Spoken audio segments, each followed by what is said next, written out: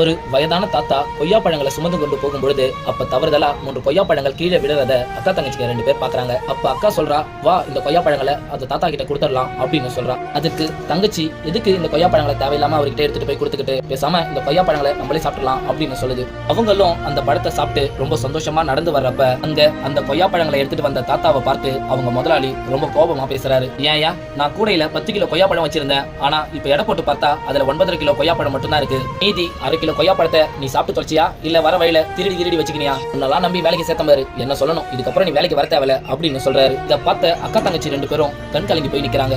அப்ப தங்கச்சி அவங்க கிட்ட போயிட்டு, ஐயா அவர் மேல எந்த தப்பும் இல்ல, நாங்க தான் கீழே விழுந்த கொய்யா பழங்களை எடுத்து சாப்பிட்டோம், இந்தாங்க அந்த கொய்யா பழத்துக்கான காசு. அக்கா தங்கச்சியை பார்த்து எதுக்காக தப்ப ஒத்துக்கின அப்படின்னு கேக்குறா. அதுக்கு அவளும், அக்கா நம்ம செய்யற தப்ப மறைக்கிறதால இன்னொருத்தவருடைய வாழ்க்கை வீணா போகுதுன்னா அப்ப அந்த தப்ப நம்ம ஒத்துக்கிறது தானக்கா நல்லது அப்படின்னு சொல்லுது. இந்த குட்டி ஸ்டோரி பிடிச்சிருந்தா மறக்காம லைக் பண்ணுங்க.